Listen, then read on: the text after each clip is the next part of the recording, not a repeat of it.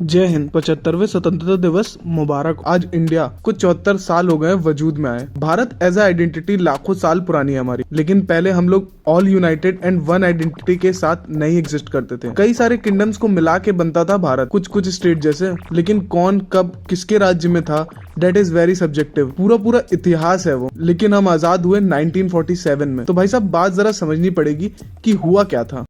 The midnight of August 14th, 1947 symbolized the rebirth of a nation after the slumber of centuries and a long struggle for self-determination.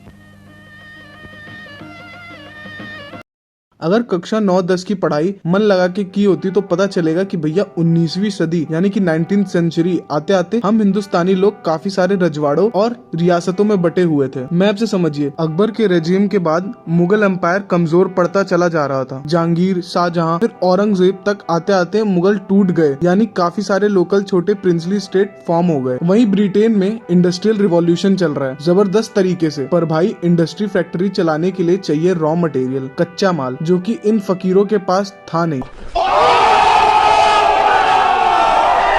कितना बड़ा है Britain, तो ये फकीर लोग, वैसे आज के सबसे बड़े फकीर यही हैं। इन्होंने बैठ के एक कंपनी बनाई भीख मांगने के लिए, जिसका नाम था ईस्ट इंडिया कंपनी, जो कि दुनिया भर में एज अ ट्रेडर व्यापारी बन के भीख मांगती है। फिर इंडिया की जियोपॉलिटिकल कंडीशन देख के इनको समझ आया सारे स्टेट्स आपस में इस कदर लड़ाई करने में व्यस्त है कि फायदा लिया जा सकता है। फिर जो हुआ वो इतिहास है। अंग्रेजी में बोले तो रेस्ट इज हिस्ट्री। दुनिया भर में इन लोगों ने नौटंकी मचाई, और जब इनकी नौटंकी चरम सीमा पर पहुंच गई तो भैया ये ब्रिटेन कुछ ऐसा नजर आने लगा।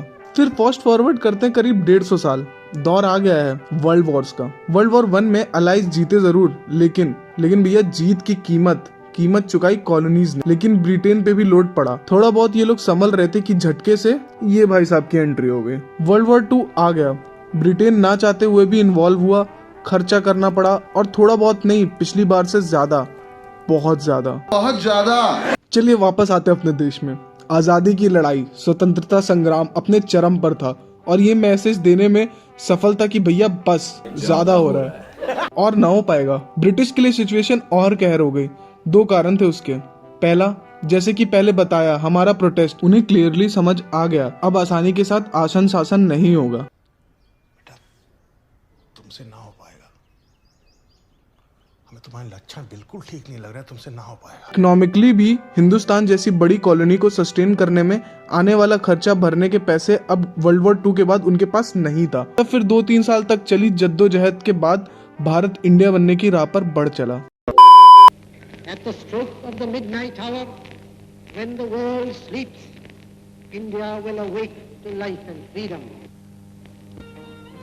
आजादी के बाद हम फिर प्रिंसली स्टेट्स में टूट गए। इन रजवाड़ों और रियासतों का यूनिफिकेशन अपने आप में एक बहुत इंपॉर्टेंट काम था। सरदार पटेल जी, जो कि उस समय होम मिनिस्टर थे, इस यूनिटी का क्रेडिट उन्हें जाता है।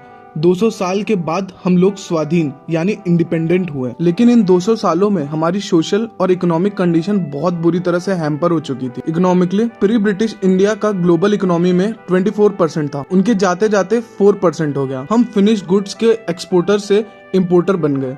ब्रिटिश इंडस्ट्रियलाइजेशन हमारे डी इंडस्ट्रियलाइजेशन से किया गया था। ग्लोबली 19th सेंचुरी में हम लोग इन गोरों की सबसे बड़ी मनी मेकिंग प्लेस बन गए थे। सिर्फ दोनों वर्ल्ड वॉर्स की बात करें तो वर्ल्ड वॉर 1 में हमने भैया 8 से 10 बिलियन पाउंड, जी हाँ करीब इतना सारा पैसा दिया, plus 1/6% of total British forces Indian जवान थे।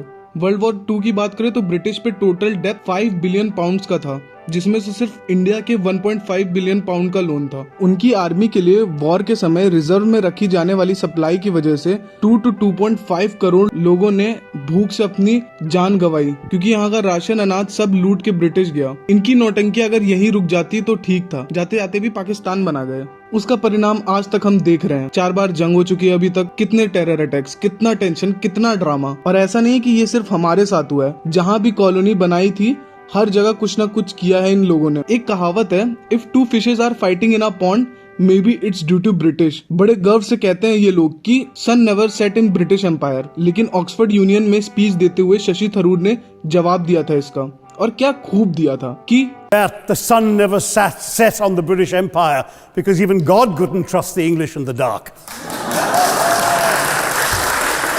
अगर आपको ये वीडियो थोड़ी भी इन्फॉर्मेटिव या अच्छी लगी हो तो लाइक करिएगा और कमेंट करिएगा और शेयर करना मत भूलिएगा।